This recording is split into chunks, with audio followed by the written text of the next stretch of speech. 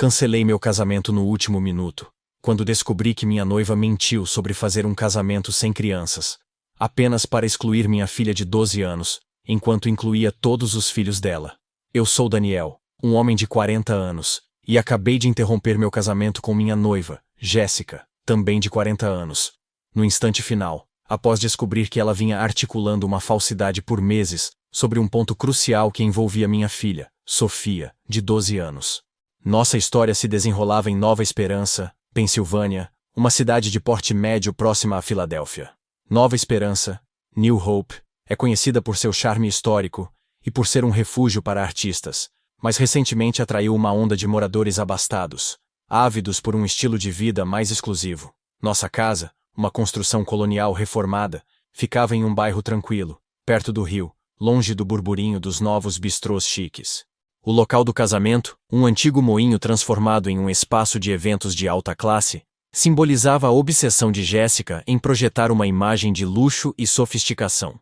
Essa ambição, de pertencer ao novo dinheiro de Nova Esperança, era o combustível por trás de sua vontade de excluir Sofia, que representava a minha vida familiar estabelecida. Estávamos juntos há 4 anos, e noivos havia 7 meses. E eu cultivava a crença de que a compreendia profundamente, depositando nela uma confiança irrestrita. Aparentemente, eu estava enganado, pois ela vinha me iludindo metodicamente sobre um pilar essencial do nosso relacionamento: a deliberada exclusão da minha filha no dia da nossa união. O cerne do conflito emergiu durante a organização da lista de convidados, quando Jéssica se impôs com rigor pela realização de uma cerimônia e recepção estritamente para adultos, sem tolerância para menores de 18 anos. Recordo-me daquela manhã de sábado, tomando café na varanda. O sol projetava um calor agradável, mas a atmosfera da sala esfriou abruptamente diante de sua inflexibilidade. Foi o primeiro indício palpável de fissura em nosso elo. Essa exigência me pareceu extraordinariamente peculiar, dado que ela própria é mãe de 3 crianças de um relacionamento anterior, com 8, 10 e 13 anos.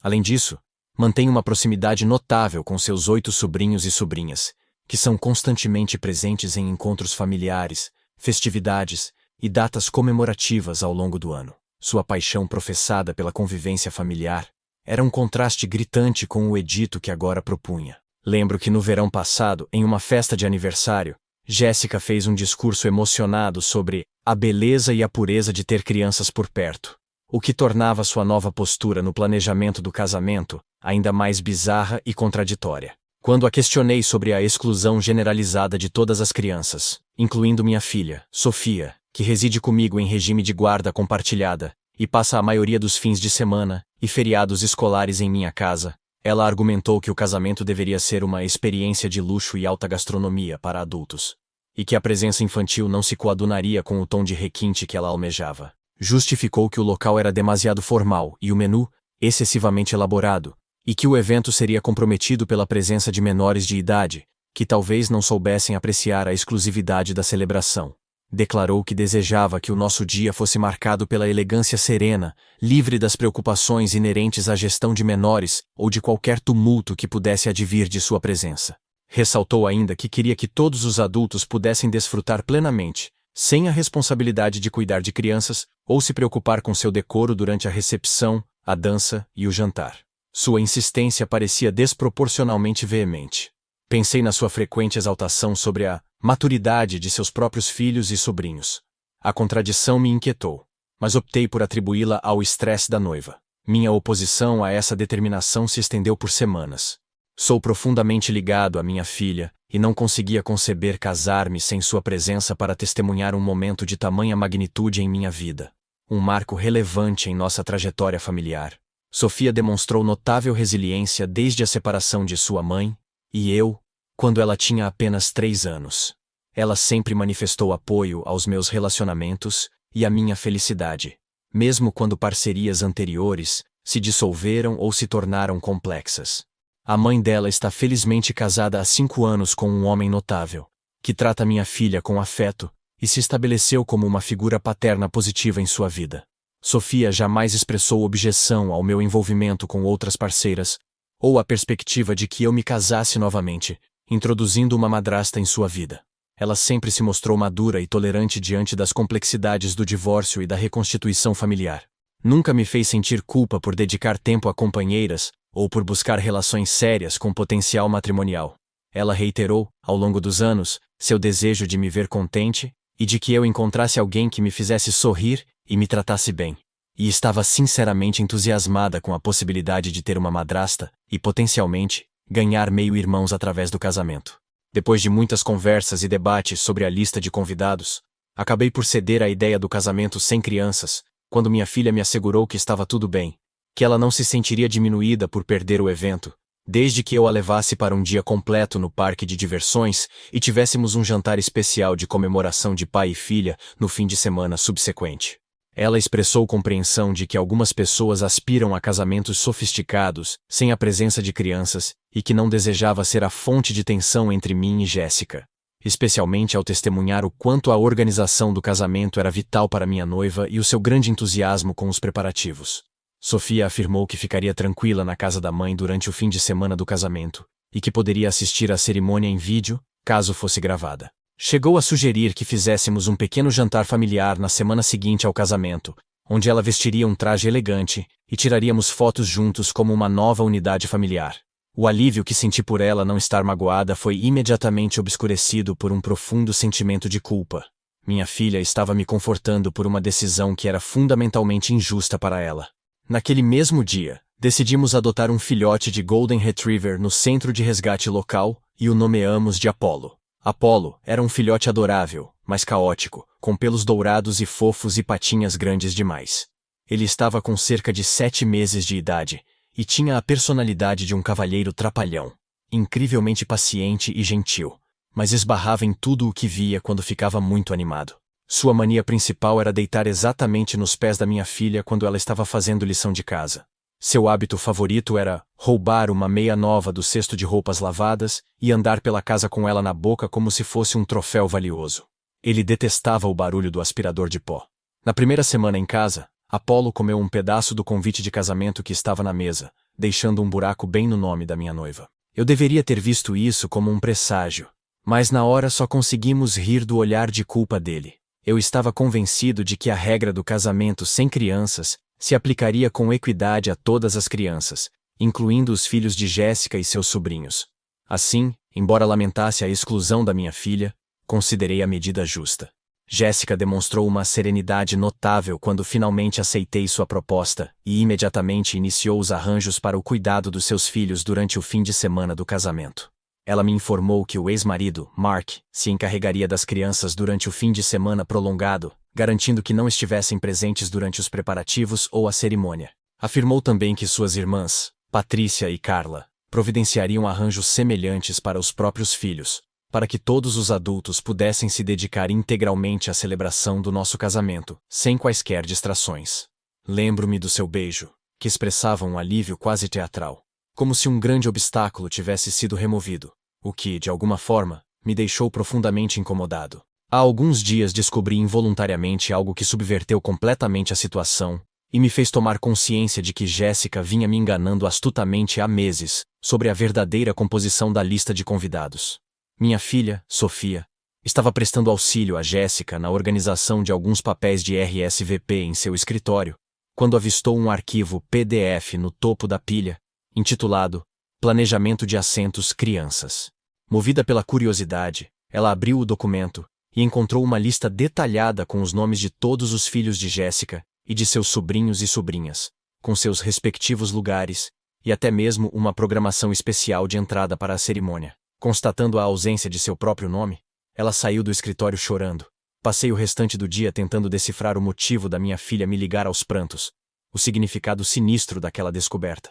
Ao chegar em casa à noite, perguntei a Sofia se ela havia percebido qualquer alteração no comportamento de Jéssica para com ela, ou se algo havia ocorrido entre as duas. Minha filha, em meio a um choro contido, mostrou-me a foto no celular e confidenciou que a postura de Jéssica havia mudado drasticamente após a festa de noivado. Ela era exageradamente doce e afável somente na minha presença, mas a ignorava, ou era friamente distante quando eu estava ocupado com telefonemas, tarefas ou simplesmente fora do ambiente. Lembro-me de uma vez em que Sofia a cumprimentou da cozinha, e Jéssica fingiu estar ao telefone, embora estivesse segurando o aparelho sem discar. Sofia revelou ter tentado, por diversas vezes, engajar Jéssica em conversas triviais sobre a escola, amigas e seus interesses, mas recebia respostas monossilábicas ou era simplesmente evitada. Disse que Jéssica costumava perguntar sobre suas atividades antes do noivado, mas cessou completamente de demonstrar qualquer curiosidade genuína por sua vida após a festa. A dor e a confusão estampadas no rosto de minha filha foram profundamente lancinantes. Jéssica havia violado a única regra tácita que importava: tratar minha filha com carinho e respeito. Uma fúria fria e implacável começou a crescer em mim. Não era apenas a mentira, era a crueldade calculada por trás dela. Sofia também relatou que Jéssica passou a tecer comentários velados sobre o tempo que eu lhe dedicava e sobre a atenção que dispensava às suas necessidades e rotina, especialmente ao levá-la a atividades, ajudá-la com os deveres de casa ou organizar passeios. Disse que Jéssica fazia observações sutis sobre como crianças de 12 anos deveriam ser mais autossuficientes e menos dependentes dos pais, e que sugeriu, em diversas ocasiões, que minha filha deveria dedicar mais tempo aos amigos de sua idade ou à mãe. Sofia explicou que absteve-se de me relatar esse tratamento por perceber o quanto eu estava feliz com Jéssica, e não queria ser a causa da ruína de algo bom que havia entrado em minha vida após um longo período de solidão. Ela acreditava que talvez Jéssica precisasse apenas de tempo e que a situação melhoraria após o casamento, quando morássemos juntos e tivéssemos mais oportunidades de estreitar os laços. Na manhã do nosso casamento, ao adentrar a área principal da recepção, por volta das 9 horas da manhã, 3 horas antes da cerimônia, deparei-me com todos os filhos de Jéssica, bem como seus sobrinhos e sobrinhas, já presentes. Eles estavam vestidos em trajes formais e posavam para o fotógrafo contratado, que havia sido instruído a chegar cedo para registrar as fotos da família. As crianças riam e se moviam pelo local com total liberdade, enquanto os adultos supervisionavam os arranjos de decoração e flores. Sua desenvoltura e familiaridade com o espaço sugeriam que haviam participado de ensaios ou sessões de planejamento dos quais eu fui deliberadamente excluído. Seus trajes combinavam com as cores da decoração do casamento, e os penteados das meninas eram visivelmente profissionais, indicando que toda essa logística havia sido orquestrada com antecedência e não era uma adição de última hora. O contraste entre a alegria despreocupada delas e o vazio da exclusão que minha filha sentiria naquele dia me atingiu com a força de um soco no estômago. Sofia era a única criança proibida. A regra de 100 crianças era, desde o princípio, uma farsa arquitetada visando unicamente a minha filha. Senti uma explosão de indignação e dirigi-me diretamente a Jéssica, que estava próxima ao altar conversando com sua irmã, Patrícia. Eu a confrontei, mostrando-lhe a captura de tela do planejamento de assentos que Sofia havia me mostrado. O rosto de Jéssica esvaziou-se completamente de cor ao ver a imagem em meu celular, e ela imediatamente começou a olhar em volta, apavorada, para verificar se alguém havia testemunhado a nossa conversa. Ela começou a inventar desculpas sobre a presença das crianças e a omissão de detalhes, alegando que sua irmã a havia persuadido no último instante de que casamentos com a participação familiar seriam mais completos, e que ela desejava me fazer uma surpresa agradável com a notícia de que, afinal, todas as crianças poderiam participar. Disse que estava planejando me contar assim que eu chegasse, e que acreditava que eu ficaria feliz em vê-las, pois a presença delas tornaria o dia mais festivo e alegre. Eu a refutei, afirmando que tinha plena consciência de sua desonestidade, pois o documento era a prova cabal de que aquilo havia sido planejado, com semanas ou meses de antecedência, e que ela tinha escondido essa verdade deliberadamente da nossa filha. Apontei que os trajes coordenados das crianças, os assentos reservados e as programações com seus nomes confirmavam que se tratava de um planejamento meticuloso e não de uma decisão espontânea de véspera. Declarei que era impossível que eu me casasse com alguém capaz de tamanha falsidade sobre algo que envolvia minha filha, e que a tratava de forma tão desigual e injusta em relação aos seus próprios filhos, sem qualquer justificativa plausível. Proclamei o fim imediato e irrevogável do nosso relacionamento, e retirei-me do local sem prestar explicações aos convidados que já começavam a chegar para a cerimônia e a se acomodar. O casamento estava marcado para dali a 3 horas, e mais de 100 pessoas, incluindo membros da minha família, colegas de trabalho e amigos de longa data, haviam feito o sacrifício de comparecer. Enquanto eu caminhava em direção à saída, sentindo os olhares de confusão e pânico dos primeiros convidados, O único pensamento que me trouxe serenidade foi o de estar protegendo minha filha. A vergonha era transitória. A mágoa dela teria sido eterna. Sei que a minha partida abrupta, sem justificativas imediatas, certamente causou desconforto e constrangimento generalizado. Mas eu não podia permanecer ali, simulando normalidade, após descobrir que minha noiva havia mentido e excluído a minha filha de um dos dias mais significativos da minha vida. Segui diretamente para casa e passei o restante do dia atendendo a um dilúvio de ligações e mensagens de parentes e amigos confusos, que desejavam saber o que havia ocorrido e se o casamento tinha sido cancelado ou apenas postergado devido a uma emergência.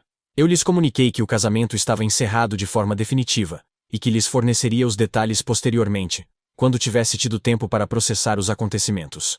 Talvez minha reação impulsiva de sair sem dizer nada tenha sido inadequada, mas a decisão de abandonar minha noiva no dia do casamento foi plenamente justificada. Algumas pessoas levantaram dúvidas sobre a veracidade do relato de minha filha acerca do tratamento recebido de minha ex-noiva. Por isso, considero imperativo fornecer mais contexto sobre nossa dinâmica familiar e o caráter de Sofia. Como mencionei anteriormente, a mãe da minha filha e eu nunca fomos casados. Tivemos um relacionamento de alguns anos antes de nos separarmos, quando nossa filha tinha 3 anos, por razões de incompatibilidade que não a envolviam. Minha filha quase não tem memórias de nós como casal, e sua mãe está felizmente casada há 5 anos com um homem de bem, que a trata com carinho, e se estabeleceu como uma influência paterna positiva em sua vida. Sofia nunca criou obstáculos para os meus relacionamentos ao longo dos anos. Pelo contrário, ela sempre me incentivou ativamente a buscar relações sérias, pois deseja profundamente que eu encontre uma esposa e a felicidade. Ela não é o tipo de pessoa que inventaria uma acusação de maus tratos de tal gravidade, especialmente sabendo o valor que atribuo à honestidade e à comunicação transparente em nosso relacionamento. Ela jamais tentou sabotar minhas parcerias ou gerar conflitos inexistentes. Imediatamente após a minha retirada do local do casamento no sábado, segui para casa. Quando Jéssica chegou, eu a informei de que ela deveria reunir seus pertences e sair da minha residência naquele mesmo dia, pois me era impossível continuar coabitando com alguém que me havia enganado sobre algo tão vital para nosso futuro como uma família. Ela morava comigo há cerca de 1 ano e meio, e seus objetos estavam espalhados pela casa. Eu fui inequívoco ao afirmar que ela não poderia mais residir ali após o que havia feito. Visto que ela não tinha para onde ir de imediato, pois havia deixado seu próprio apartamento ao se mudar para minha casa, concedi-lhe um prazo de 48 horas para organizar uma estadia temporária com a irmã, Patrícia ou Carla, ou com seus pais, que residiam na mesma cidade, enquanto resolvia sua situação residencial de longo prazo. A minha voz estava calma, porém inabalável, uma quietude que me surpreendeu. Eu estava processando a traição de 4 anos de um relacionamento que eu ingenuamente imaginei ser fundado na sinceridade. Ela chorava e me suplicava que reconsiderasse, argumentando que poderíamos superar o problema, e que ela estava disposta a realizar qualquer sacrifício necessário para reparar os danos causados ao nosso relacionamento e reconstruir a confiança mútua. Minha resposta foi que a mentira envolvendo minha filha era uma ferida insuperável, e que eu precisava que ela se retirasse o mais rápido possível, para que eu pudesse dedicar-me a mitigar qualquer dano emocional causado ao meu vínculo com Sofia. A contragosto, ela telefonou para a irmã e combinou de ficar temporariamente em sua casa. Passou o restante do sábado e grande parte do domingo empacotando apenas o estritamente essencial: roupas, documentos pessoais e materiais de seu trabalho remoto.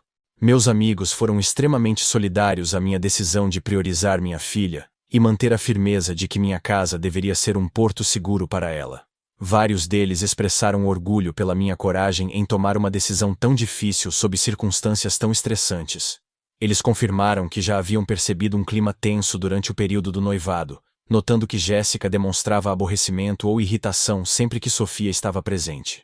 Observaram que ela tentava monopolizar minha atenção durante reuniões familiares, churrascos e eventos sociais.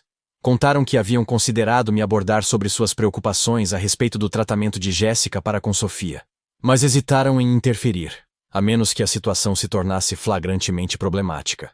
Relataram ainda que Jéssica frequentemente sugeria atividades ou passeios que excluíam crianças de forma deliberada, e que parecia agendar compromissos importantes ou momentos românticos exatamente nos horários em que eu deveria estar com minha filha. Meu amigo Léo mencionou que, em um churrasco, Jéssica tentou sutilmente me convencer a mandar Sofia para a cama mais cedo, alegando que ela estava muito barulhenta para os outros convidados. Outro amigo, que é vizinho, lembrou que Jéssica reclamou com ele sobre o balanço de árvore de Sofia, dizendo que ele diminuía o valor da propriedade, no bairro sofisticado, para o qual ela esperava que nos mudássemos em breve. Esses indícios, antes dispersos, agora convergiam para um retrato inequívoco de sua hostilidade velada. Ouvir meus amigos confirmarem minhas suspeitas só acentuou a amarga sensação de ter sido ingênuo. Eles discerniram a dinâmica que o meu desejo de sucesso no relacionamento me havia cegado para enxergar. Eu também bloqueei decisivamente os pais de Jéssica e suas duas irmãs, Patrícia e Carla, de meu celular e plataformas de mídia social, pois era evidente que todos haviam sido cúmplices na fraude da lista de convidados do casamento. Era inconcebível que não soubessem da exclusão de minha filha, enquanto todas as crianças de sua própria família seriam incluídas.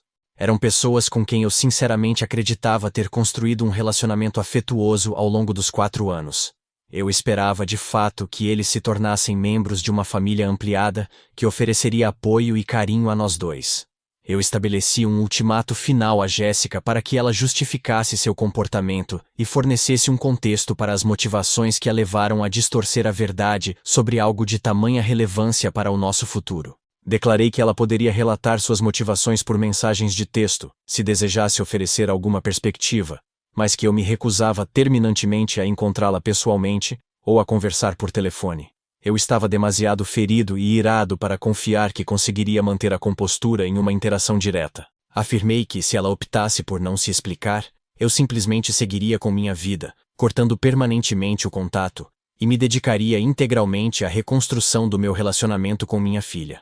Ela não respondeu imediatamente a esse ultimato, o que era atípico, visto que ela costumava ser instantânea em suas respostas, especialmente devido ao seu trabalho remoto de atendimento ao cliente online, que exige atenção constante ao celular. Já se passaram mais 3 dias desde a última atualização. Agora faz 6 dias que interrompi o casamento, e minha ex-noiva finalmente respondeu ao meu ultimato sobre explicar seu comportamento e dar algum contexto sobre os motivos que a levaram a mentir durante meses em relação à minha filha.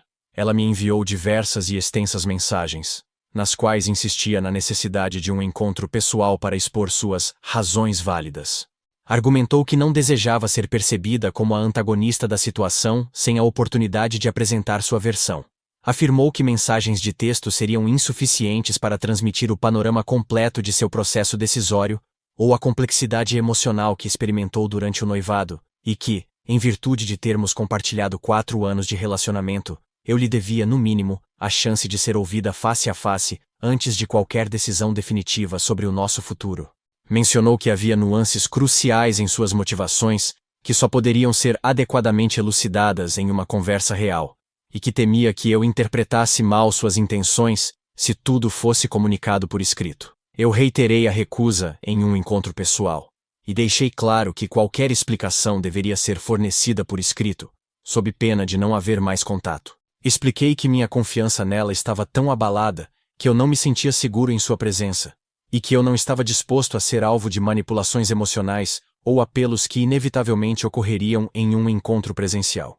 Afirmei que desejava um registro escrito que eu pudesse analisar com serenidade e clareza, sem a pressão de uma resposta imediata. Determinei que ela teria um prazo de 24 horas para enviar uma explicação completa e detalhada de suas razões e pensamentos.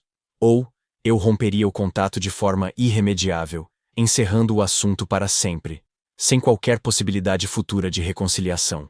Disse que precisava proteger a mim e a minha filha de novos jogos emocionais ou mentiras manipuladoras, e que aquela era a sua única oportunidade de fornecer um relato verdadeiro e transparente sobre por que tratou minha filha daquela forma e por que ocultou a verdade sobre a lista de convidados do casamento.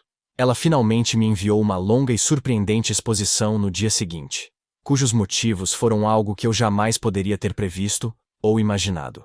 A justificativa revelou um grau de irracionalidade e falta de discernimento que me fez perceber que, ao longo de 4 anos, eu nunca havia conhecido seu verdadeiro caráter.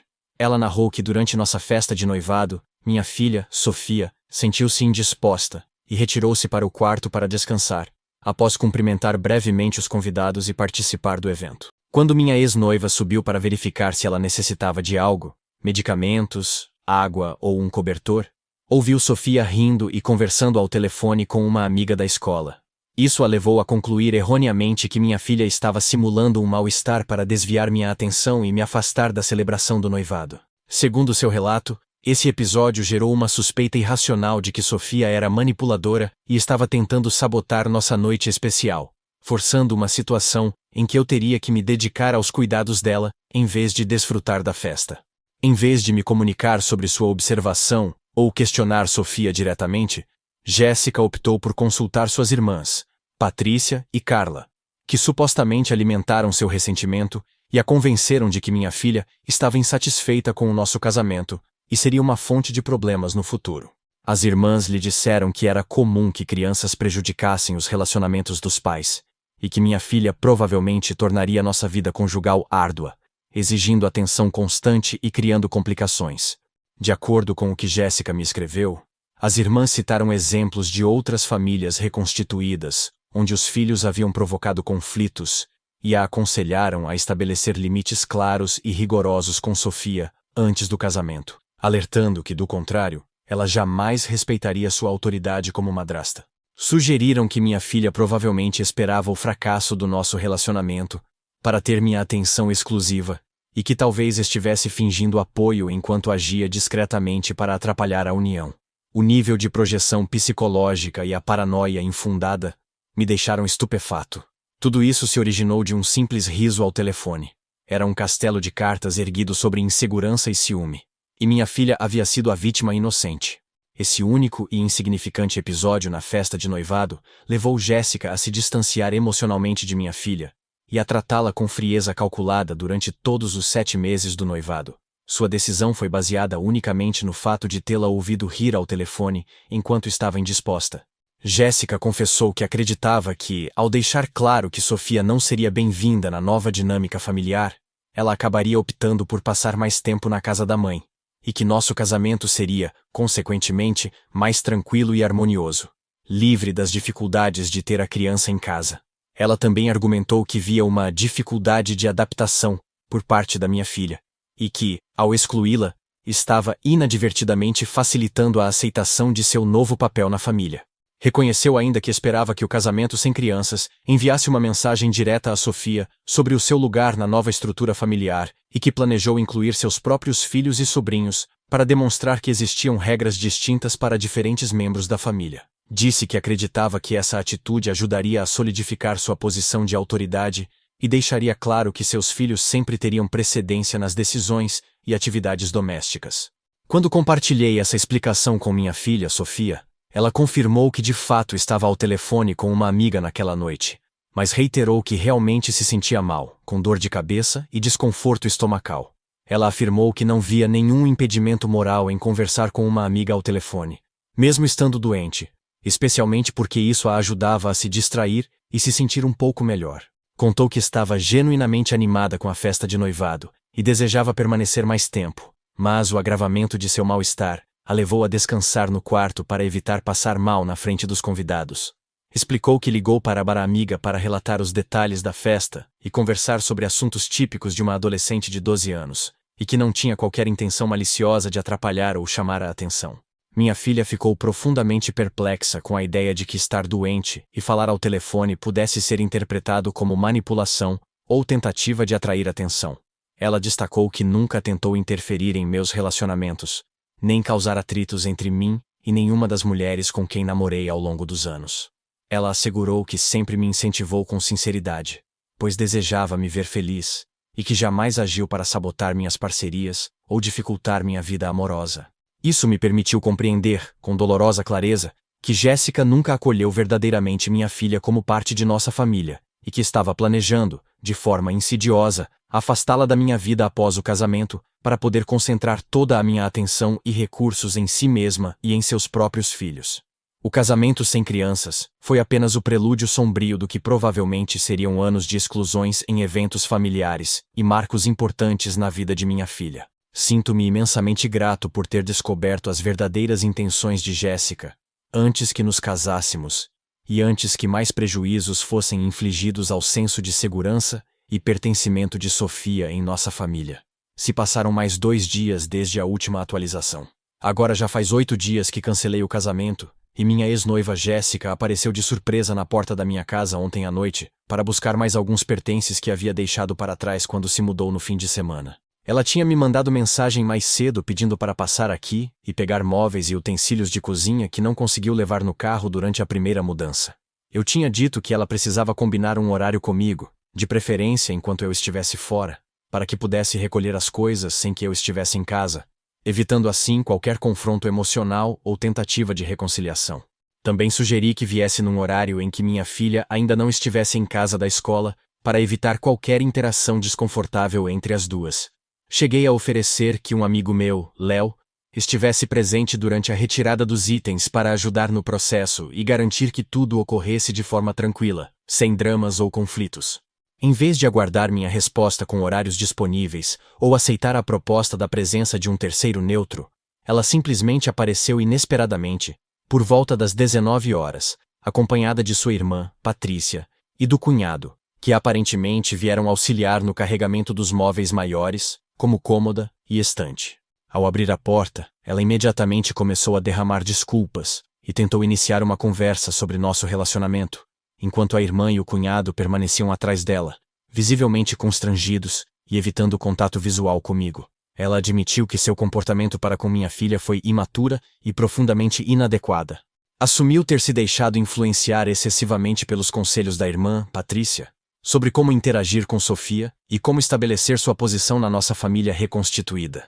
Revelou ter tido uma discussão acalorada com as irmãs recentemente, após tomar consciência de que seus conselhos haviam destruído nosso relacionamento, e que sua estadia na casa da irmã havia se tornado extremamente tensa devido às constantes brigas sobre o que havia ocorrido, e quem era o verdadeiro culpado pela ruína do nosso noivado. Ela contou que as irmãs agora alegam que estavam apenas tentando ajudá-la a lidar com uma situação difícil, e que nunca tiveram a intenção de provocar um desfecho tão traumático ou causar danos permanentes à nossa relação. Segundo Jéssica, as irmãs a acusam de ter interpretado mal seus conselhos e de ter levado as ações longe demais, enquanto ela se sente magoada por terem incentivado o tratamento frio para com minha filha e por tê-la convencido de que a exclusão de Sofia do casamento era uma solução sensata. Ela suplicou por uma segunda chance, prometendo que faria o relacionamento funcionar entre mim e Sofia, se eu a permitisse retornar para casa e tentar reparar os estragos que causou em nossa família. Disse que agora compreendia que minha filha era a pessoa mais importante da minha vida, e que estaria disposta a buscar terapia familiar, ajuda profissional e se empenhar com sinceridade para se tornar uma boa madrasta e parceira. Garantiu que pediria sinceras desculpas a Sofia e que jamais voltaria a tentar excluí-la de atividades familiares ou eventos importantes. Afirmou que trabalharia incansavelmente para reconstruir a confiança e o relacionamento danificado durante o noivado. Declarou estar disposta a recomeçar do zero e provar que poderia ser a figura materna que minha filha merecia, e que havia aprendido lições valiosas sobre comunicação e honestidade, que fortaleceriam nosso relacionamento, caso lhe fosse concedida uma nova oportunidade. Em seus olhos, eu via o pânico paralisante de quem havia perdido tudo, mas eu sabia que a sua dor não era superior ao risco de causar um dano irreparável à minha filha. Eu lhe disse que nada era mais importante para mim do que minha filha, e que eu tinha a obrigação moral inegociável de fazer o que era certo por ela. Isso implicava em não permitir o retorno de alguém que tentou deliberadamente feri-la e afastá-la de mim. Afirmei que a confiança é um vínculo irrecuperável após ser rompido de forma tão profunda, e que eu não podia arriscar submeter Sofia novamente a manipulações emocionais, ou a rejeição vinda de alguém que deveria amá-la e protegê-la como um membro da família. Expliquei que a capacidade de Jéssica de mentir por um período tão longo e tratar minha filha daquela maneira demonstrava uma incompatibilidade de valores e caráter que eu buscava em uma parceira, e que eu não confiava em sua capacidade de tratar minha filha com justiça no futuro, mesmo com todas as promessas de mudança. Afirmei que a segurança emocional e o bem-estar de Sofia eram minha prioridade absoluta, e que eu não arriscaria a felicidade dela, nem seu senso de pertencimento dentro do nosso próprio lar. Pedi que Jéssica recolhesse os últimos itens rapidamente. Em seguida, retirei-me para o meu quarto, evitando qualquer tentativa de manipulação emocional ou apelos para que eu mudasse de ideia. Ela e seus familiares levaram cerca de 1 hora para carregar os pertences no caminhão, e eu pude ouvir seu choro durante todo o tempo, mas permaneci no andar de cima, até ter a certeza silenciosa de que haviam partido. Minha filha, Sofia, estava na casa da mãe naquela noite, o que foi um alívio imenso, pois eu não desejava que ela presenciasse aquela cena de profundo sofrimento emocional, nem que se sentisse de alguma forma responsável pelo conflito entre mim e minha ex-noiva. Liguei para ela mais tarde para informar que Jéssica havia vindo buscar o que restava, e que aquele doloroso capítulo de nossas vidas estava encerrado. Agora poderíamos nos concentrar em seguir em frente e reconstruir nossa rotina juntos. A sensação de vazio na casa misturou-se a um imenso alívio. Estava terminado. A paz estava sendo restaurada. A única consequência positiva e inegável de toda essa provação é que meu relacionamento com minha filha, Sofia, retornou à intimidade e cumplicidade que tínhamos antes do noivado. Ela voltou a compartilhar tudo comigo, sem reservas ou hesitação.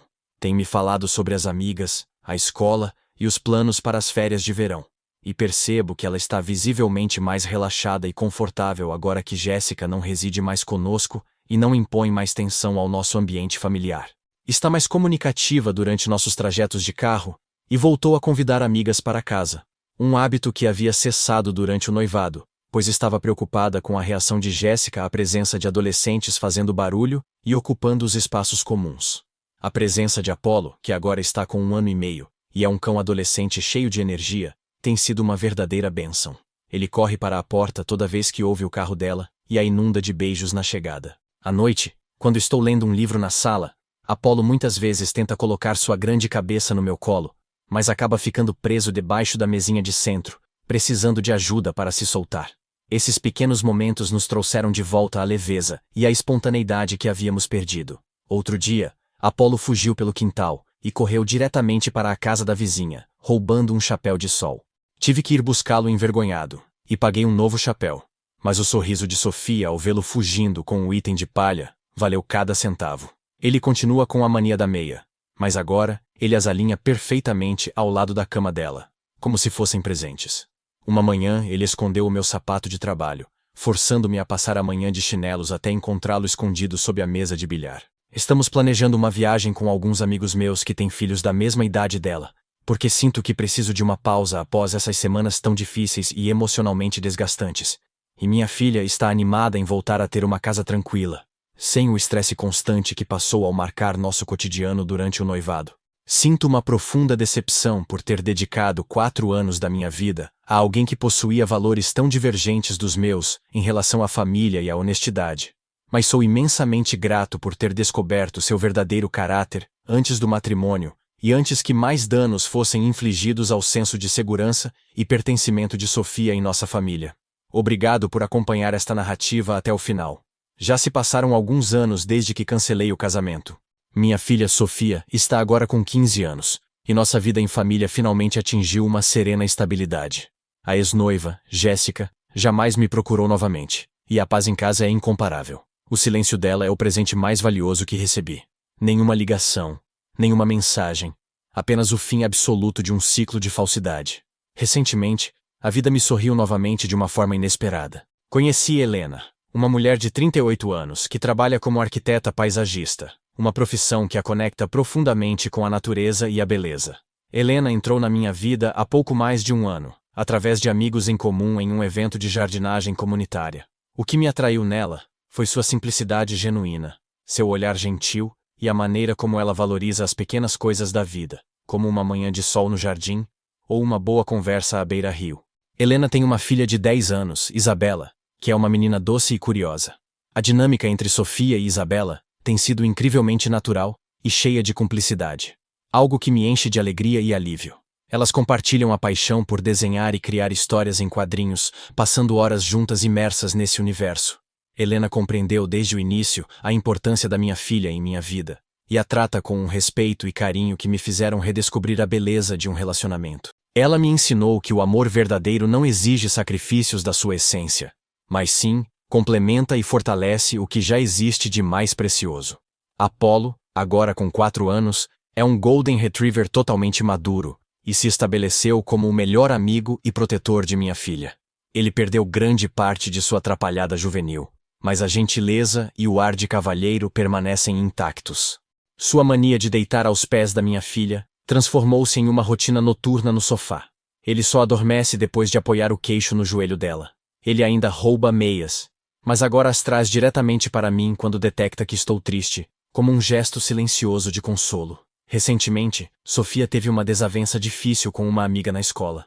Em vez de se isolar no quarto e chorar, ela deitou-se no tapete da sala. Apolo deitou-se ao lado dela, imóvel, por mais de 2 horas. Ele nunca tentou lamber ou fazer barulho, apenas permaneceu ali, um peso quente e silencioso de apoio incondicional. Foi um lembrete de que, mesmo quando eu não sei o que dizer, ele está sempre presente por ela. Estamos planejando sua festa de 15 anos, em 3 anos, e a primeira exigência de Sofia foi garantir que Apolo pudesse usar uma bandana festiva. É um pequeno detalhe, mas ilustra como ele está profundamente integrado em todos os nossos planos. Sinto-me grato por ter tomado a decisão de priorizar o bem-estar de minha filha, e por ter encontrado no Apolo um lembrete diário do que é o amor incondicional.